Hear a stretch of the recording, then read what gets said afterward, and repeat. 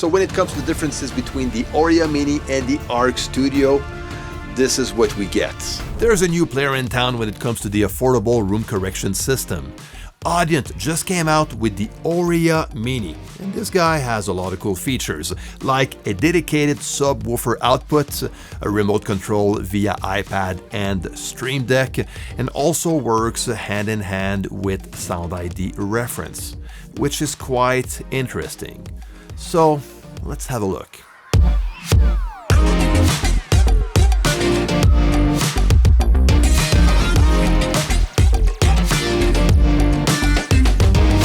So what is the ORIA Mini all about? It's basically a device that will load your room correction profiles and send them straight on your studio monitors without having to work with a room correction software or a plugin every time you want to apply room correction to your speakers.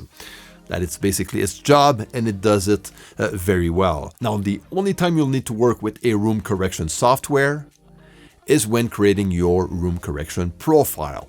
And this is why Audient decided to team up with SoundID Reference, which is one of the most popular and used room correction software on the market. Okay, and I think that was a good move by Audient to team up with these guys. Now, that doesn't mean that you absolutely need to use SoundID Reference when working with the ORIA Mini. You can also use measurement softwares like Room EQ Wizard and Smart, if I'm not mistaken, and add your EQ curves manually from that point straight into the ORIA Mini using the included software, which we're going to look at later in this video. So what comes with the ORIA Mini? First of all, a measurement microphone that is included, and a USB cable to connect the ORIA Mini to your computer using this USB-C connector at the back.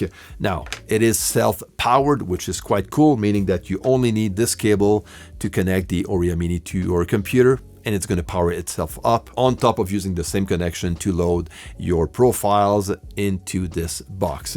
Then we have the analog inputs and outputs, all using TRS connectors. So we have the outputs left and right for your speakers, and also a dedicated subwoofer output. And this is very cool. And I had a chance to try it out myself since I do work with a sub on my system. So I'll show you how you can manage that up with the crossover and everything later in this video.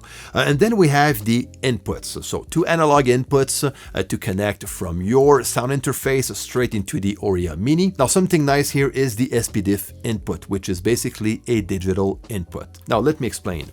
Inside the ORIA Mini is a DSP chip.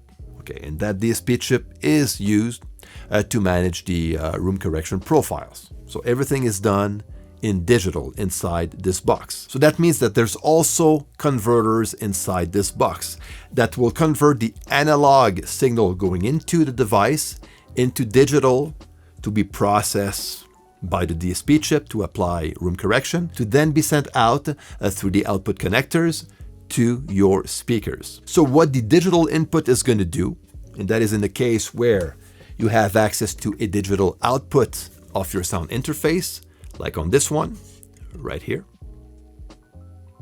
then you can use that digital output to send to your digital input of the ORIA Mini. So that means the signal stays digital. No conversion needed when entering the ORIA Mini. So that actually bypasses one DA conversion. Now, does it make a huge of a difference when it comes to the sound quality, whether you use one or the other? I'm pretty sure most people will not even hear a difference. But that is open for debate, and that's going to be for another video. Now, something I like a lot about the ORIA Mini is the fact that you can load more than one room correction profile. Okay, you can actually load up to 4 profiles straight inside this box and switch from one to the other using the profile button, and that from the front of the unit itself. And this can be very useful if you're using more than one set of speakers where you have one profile for each pair. In that case, you can load all of your profiles into this box and switch depending on which set of monitor you work with. Now, of course, from the unit itself, there's only space to connect one set of speakers. So in that case, you will need to work with a monitor controller like this one, where you can connect more than one set of speakers. speakers and then feed the signal to the controller from the ORIA Mini. And that's the way you can work with several set of speakers using this guy and using different profiles, which again is quite nice.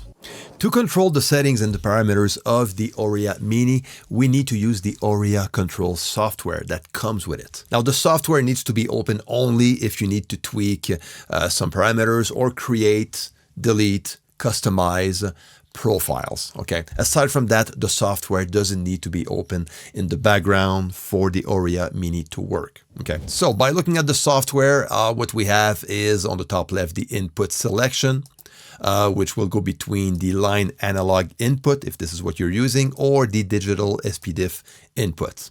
We have speaker controls like the speaker volume, mute, mono, dim to bring down the general volume, and also polarity. There's the metering section on the top.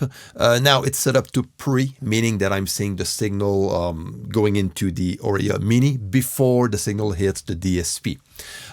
If I want to look at the signal after DSP, I click on post, and now I have my left and right signal on top of the sub signal if I'm using a subwoofer.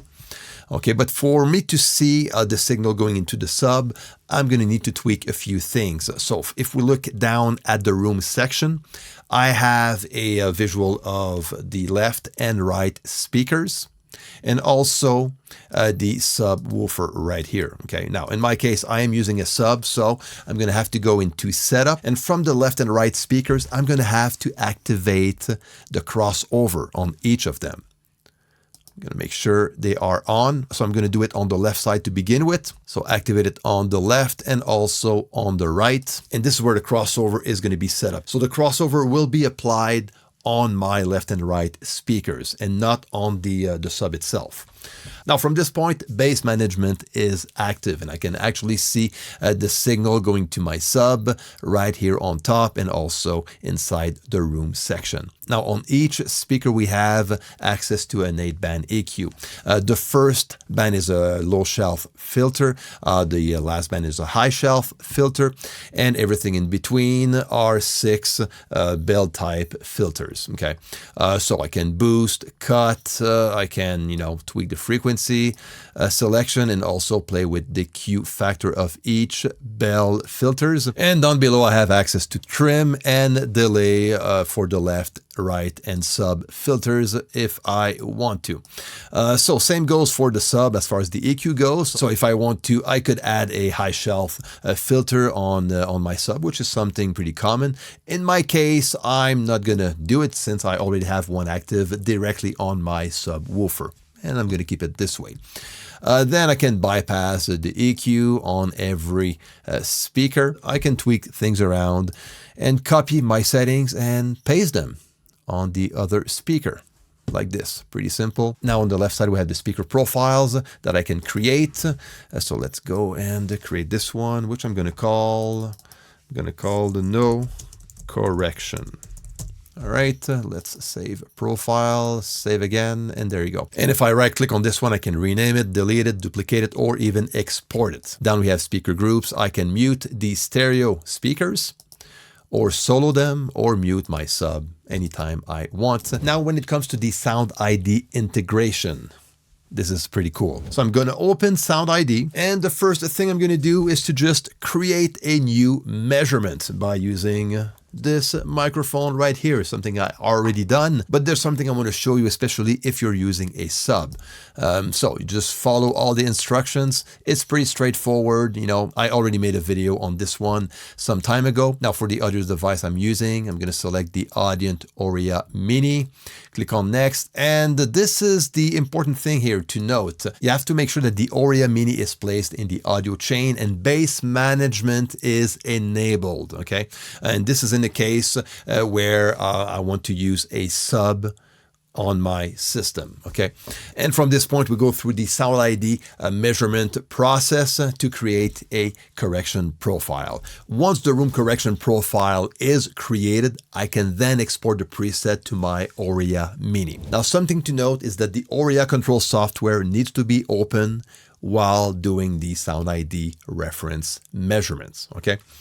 Now, once this is done and you have your room correction profile, you can export it straight into the ORIA Mini. But for that to work, you have to make sure that you have the ORIA Mini add-on on your SoundID Reference software, okay? So I'm going to talk more about that later when we'll look at pricing. But basically, that will give you access to export the preset to your device. So this is what I'm going to do. Click on Export Preset to Device, select ORIA Mini, and click on Direct Transfer to ORIA Control Software. Click on Next, and I'm going to create a new profile. Name it accordingly, save profile, and there you go. That profile has been added inside my ORIA Control software.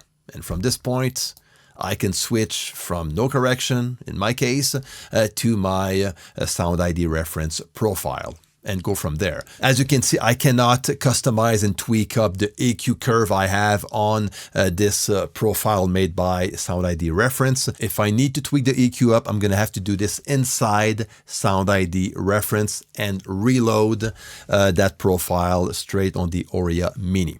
For example, I have a custom target when I'm going to bypass everything under 80 Hertz since I already have a sub to work with, and I'm going to export that preset doing the same thing and call this one with sub. Now from this SoundID profile, if I want to tweak around with my crossover or activate bass management from this point, I'm going to make sure I click on locked. So I unlock those parameters, click on, and I'm going to set this up to 80 Hertz, which again is a good starting point. Copy that over to the right side.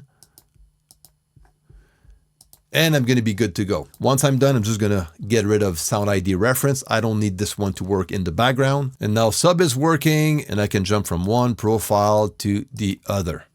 Something that can be very useful is to use the remote control feature of the ORIA Mini. So if you have an iPad, you can download the ORIA Control from the App Store and use the iPad to control your ORIA Mini. And same if you have a Stream Deck like I do. So what I did on my side, I went straight to the Stream Deck Marketplace and downloaded the ORIA Control on my Stream Deck. And from my Stream Deck, I can adjust the general volume, the input selection, if I want to change profiles.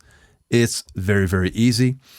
Dim, mono, all those types of settings. There's even more like mute my sub or solo my stereo. All those types of settings. It's very, very cool to work with. Now, as far as pricing goes, the entire kit that includes the ORIA Mini, the microphone, and also the SoundID Reference license goes out at $449 US. But if you already have a SoundID license, you don't need to buy the full kit. You can just get the ORIA Mini add-on bundle, which is going to give you the ORIA Mini, the microphone, and the add-on license to add to your current SoundID license. Now, if you don't need SoundID Reference and you want to use the ORIA Mini on its own, you can buy it without a SoundID Reference for $299 US.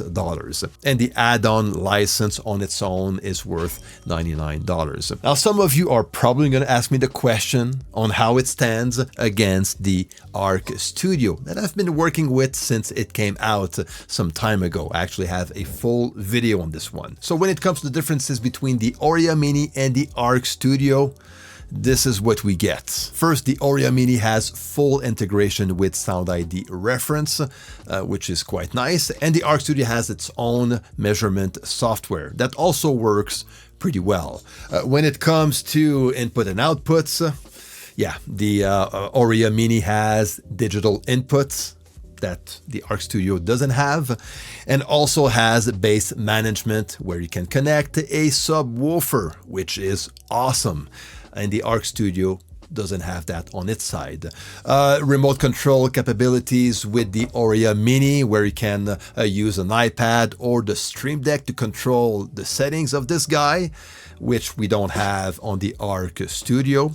Also, the dynamic range of the digital to analog converters goes up to 127 dB on the ORIA Mini compared to 120 dB on the ARC Studio. Now on both systems you can create a bunch of correction profiles, but you can only load one at a time on the ARC Studio, opposed to the ORIA Mini where you can load up to 4 profiles inside this box, which is quite useful. And the ORIA Mini is bus powered compared to the ARC Studio where you need a power adapter. But to be fair, we do have more with the ORIA Mini, but the pricing is also different. The ARC Studio is a bit cheaper. It goes out at around $300 US. I think I even saw it at $249 on Sweetwater lately, if I'm not mistaken. Now, to be honest with you, both are very good systems for the price, but I do enjoy and like those additional features I have on the ORIA Mini. Now, when it comes to the differences between SoundID Reference with the ARC Studio measurement software, you need to watch this video. Let me know what you think, and until next time, take care and see you.